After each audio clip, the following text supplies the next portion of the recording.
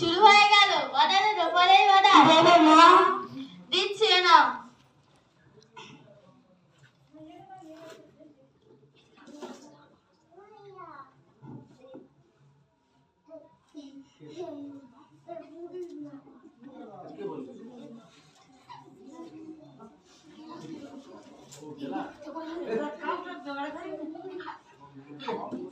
দিচ্ছে না।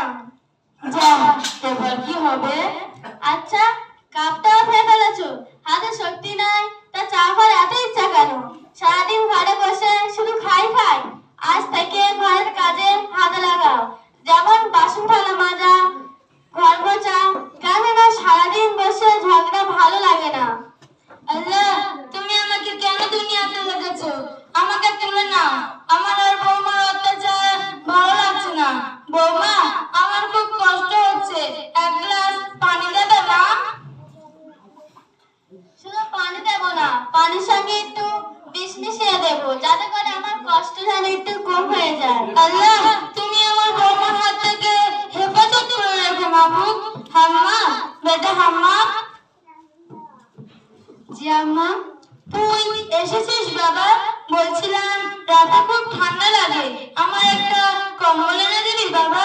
ঠিক আছে আম্মা, আমি অফিস থেকে ফেরার সময় নতুন চাদর এনে দেবো ইনশাআল্লাহ।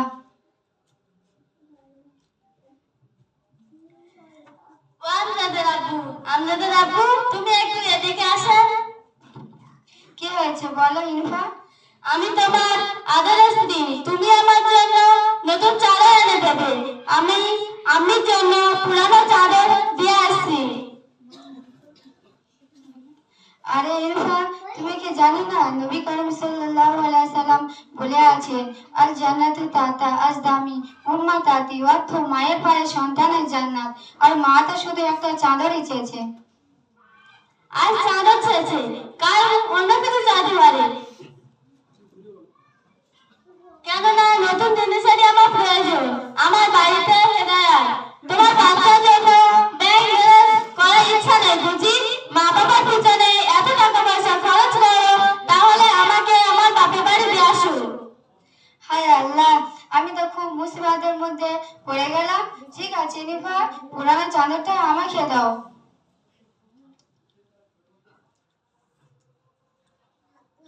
না না, আমি কি আপনাকে দিয়ে আসছি, আমাকে দিয়ে আসছি।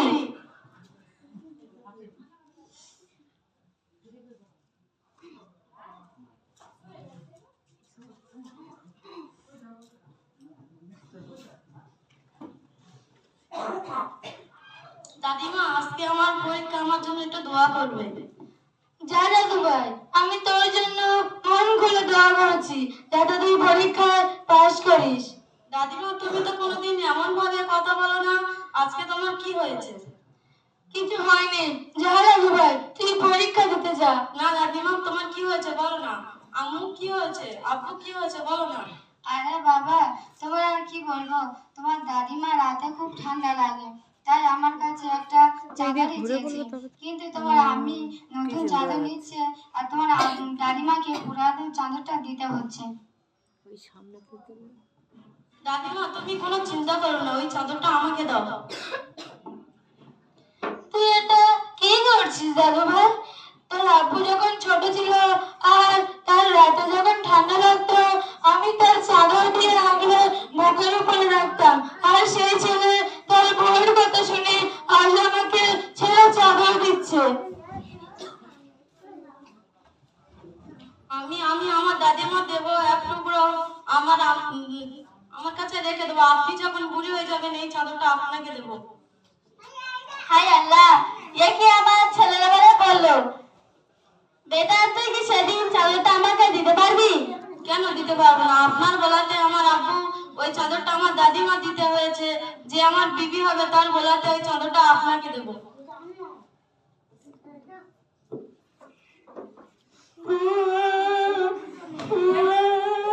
আমি কি হয়েছে, কাঁদছেন কেন তুমি?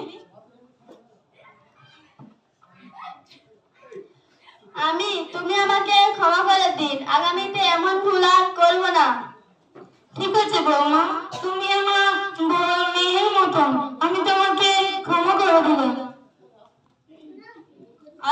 দাদি নাতি আব্বু আম্মি জান সব এক পরিবার থাকবো, সবাই আমাদের জন্য দোয়া করবে। আসসালামু আলাইকুম।